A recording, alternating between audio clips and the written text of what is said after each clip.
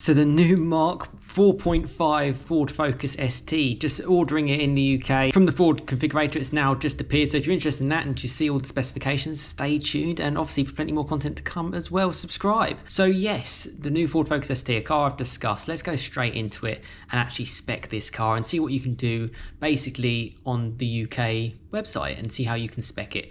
As I mentioned before, it wasn't actually here. It wasn't actually available when I last did a video on this kind of stuff. So it's going to be really interesting just to kind of go through it and kind of discuss it with you. And as mentioned, yes, please subscribe and like the video. It does really help me produce more content on this. And I've actually got some really exciting content coming on the MK8.5 Fiesta ST facelift in the coming weeks. So yes, plenty to look forward to. But yes, let's go through this. So one ST model at the moment to show, £34,385, 19-inch wheels, dynamic matrix headlights. It looks like it comes pretty well spec'd. Just looking through this briefly, I imagine it's a lot. Yeah, there's going to be issues with options, to be honest, particularly the computer chip supply issue. It's going to be interesting. Now, there's two different models shown here: a 6-speed manual or a 7-speed auto. Doesn't look like there's any difference in power.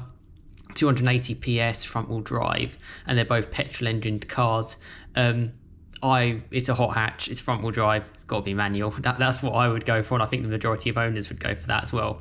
Now you can pop it into estate. I imagine that would bump up the price a little bit. Let's see. Yeah, it looks like it adds another about £1,000 premium to the car. Well, actually a bit more, £1,500. I mean, it's a hot hatch. I love estates, I love fast estates, so I think that could be quite cool. But let's just go for the one that I think a lot more people will spec. The great thing about Ford is they always have exciting colours, and actually just looking through here, it's missing one or two which were special in the Fiesta ST that I mentioned. Boundless blue looked really cool, but it does have the mean green.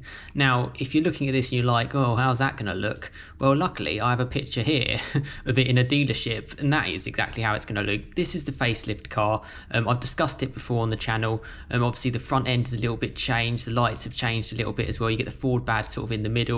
Yeah, it looks really cool, really nice. Loads of little touches as well. The interior is a big change as well. You get a huge screen, which is quite interesting, and the seats are no longer Recaro. There's some sort of like Ford Performance specific ones. So that's a few images there just of it in real life, if you're interested, which I imagine if you're watching this you are. So lots of colours, quite expensive if I'm honest with you, and not as much variety. So race red is free, and then fantastic red is £825.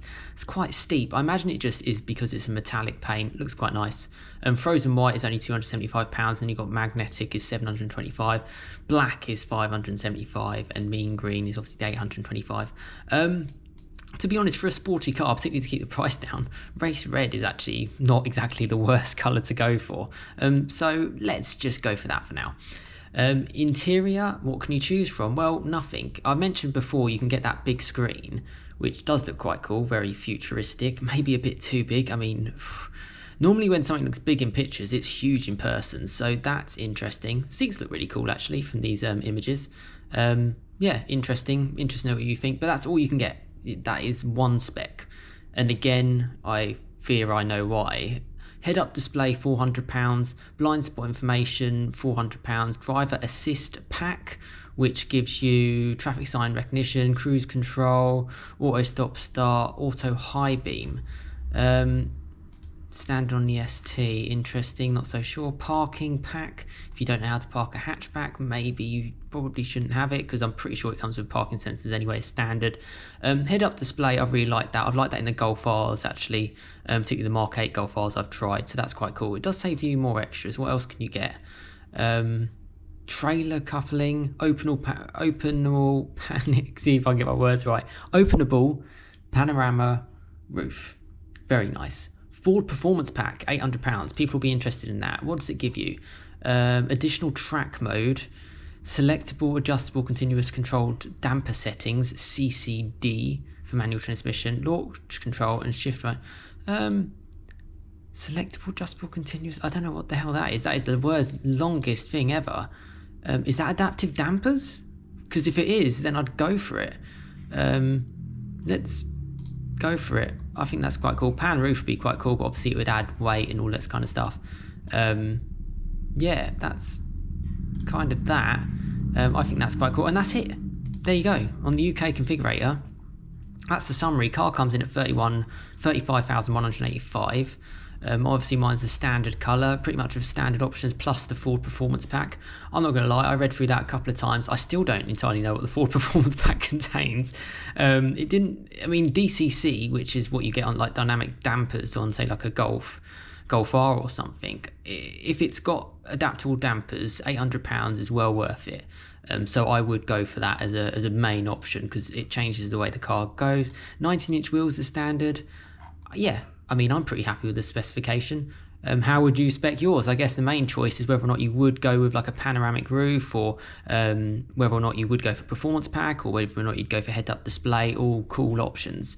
But I suppose the colour is probably the main one that you're going to be sort of deciding between. Luckily for Ford, they get some nice bright colours as well to choose from. And there you go. Thoughts in the comments. This car, well, it'd be interesting to see it on the road. Again, if you are getting one of these cars, please do let me know, because it'd be great to share a feature on the channel in some shape or form. I'm pretty open to a lot of things, whether or not it's just sort of checking out your car with you driving, or whether or not you allow me to drive as well. It's entirely up to you. Details in the description for that. And please like the video. It really does help to produce more content on the channel.